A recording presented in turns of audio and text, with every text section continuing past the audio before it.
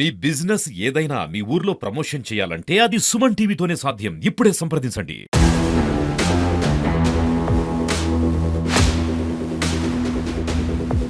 ప్రాణానికి ప్రాణంగా ప్రేమించిన వ్యక్తి తన కుటుంబ సభ్యుల చేతిలోనే కులాహంకార హత్యకైతే బలైపోయాడు.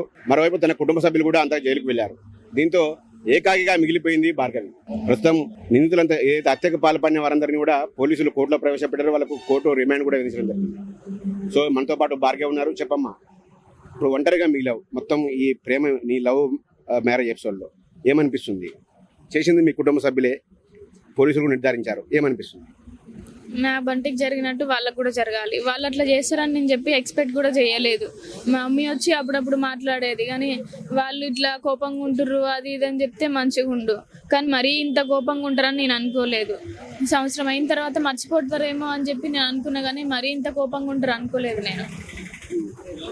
ఏమనిపిస్తుందమ్మా ఇప్పుడు మీ నానమ్మ మొదటి నుంచి కూడా తిట్టేదా మీ అన్నలను? మా నాయనమ్మ మొదటి నుంచి కూడా క్యాస్ట్ ఫీలింగ్ బాగా తిట్టేది. వాళ్ళు మాలోళ్ళని అదని ఇదని, వాళ్ళు తక్కువ కులం, వాళ్ళ ఇంట్లో నువ్వు ఎట్లా అన్నం తింటావు సంథింగ్ ఇంకా అట్లా తిడుతూ ఉండేది. నేను నా బంటిని ఇష్టపడ్డా. నాకు మాలోడు కాదు మాదిగోడు కాదు, ఎవడైనా నేను నా బంటితోనే ఉంటా. నాకైతే అలాంటి క్యాస్ట్ ఫీలింగ్ వద్దు, నాకు ఉండదు కూడా. అది ఇంత ఇల్లు అయినా నా బంటితో నేను మంచిగా ఉంటా అని చెప్పిన. నువ్వు ప్రాణంగా ప్రేమించిన వ్యక్తి చనిపోయాడు, మీ కుటుంబ సభ్యులు కూడా జైలుకు వెళ్ళారు.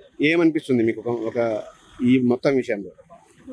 వాళ్ళు అట్లా చేయకుంటుంటే అందరం మంచిగా ఉండేటోళ్ళం. మేము మా గురించి మీకొద్దు, మీ గురించి మాకొద్దు అని చెప్పి కూడా మేము స్టేషన్లో పేర్లు అట్లా రాయించుకున్నాం, బాండ్ పేపర్ కూడా రాయించుకున్నాం. కానీ వాళ్ళు సపోర్ట్ చేయకుండా ఉంటారు అని చెప్పి నేను అనుకున్నా, కానీ మరి ఇంత ఇట్లా చేస్తారని నేను అనుకోలే. వాళ్ళ మీద అయితే పోలీసులు పవర్ఫుల్ సెక్షన్లే ప్రయోగించారు. కేసు నిలబడుతుందా? నా నమ్మకం మీకుందా? వాళ్ళకి శిక్ష పడుతుందని నమ్మకం ఉంది. శిక్ష పడుతుంది. ఒకవేళ కేసు కాంప్రమైజ్కి వస్తే ఏం చేస్తారు మీరు? నేను కాంప్రమైజ్ కానియను. ఉరి శిక్ష పడాలి సార్, కాంప్రమైజ్ అస్సలు కాదు. మేము వాళ్ళకు ఉరి శిక్ష పడేంత వరకు మేము పోరాడుతాం సార్. నా తమ్ముడిని ఎట్లా చంపారో వాళ్ళు కూడా అట్లా చావాలి ఉరి శిక్ష. ఇవంతా అయ్యేంత వరకు మేము పోరాడుతూనే ఉంటాం సార్. అయితే మీ తమ్ముని చంపిన వాళ్ళందరూ కూడా వాళ్ళ కుటుంబ సభ్యులు అని చెప్పారమ్మా. భార్గవి కుటుంబ సభ్యులే అని వాళ్ళని అప్పటికే జైల్లో కూడా రిమాండ్ కూడా పంపించారు. సో ఏమనిపిస్తుంది ఇందులో మొత్తం కూడా? మీ తమ్మునికి మీకు ఎలాంటి అనుబంధం ఉండేది? అసలు ఏం మిస్ అవుతున్నారు? మా తమ్ముడే మాకు దిక్కు సార్. నా తమ్ముడే, మా అమ్మ లేదు, మా నాన్న పెద్ద మనిషి, నాకిద్దరు పాపలు. నాకేదున్నా నా తమ్ముడే చూసుకుంటాడు. ఇప్పుడు నన్ను చూసుకుని నా దిక్కు నా తమ్ముడు లేడు. నా కష్టాలు చెప్పుకోవడానికి కూడా నా తమ్ముడు లేదు. నాకు అన్ని చేసే నా తమ్ముడిని చంపేసిరు. మాకు ఇప్పుడు నాకు సపోర్ట్ ఏంటి? నన్ను చూసుకునేది ఎవరు? మా నాన్న చూసుకునేది ఎవరు? అంటే ఫైనల్ గా ఏం డిమాండ్ చేస్తున్నావు? మీరు న్యాయ పోరాటం ఎప్పటివరకు కొనసాగే? నా తమ్ముడికి న్యాయం జరిగేంత వరకు పోరాటం చేస్తాం సార్. మాకు న్యాయం జరగాలి, నా తమ్ముడికి న్యాయం జరగాలి. ఏం చేస్తే న్యాయం జరుగుతుంది? మీ తమ్ముడు వాళ్ళకి ఉరి శిక్ష పడాలి, వాళ్ళకి మా తమ్ముడికి న్యాయం చేయాలి, నా మరదలకి న్యాయం చేయాలి. ఇది ఏదైతే బంటి అలియాస్ కృష్ణ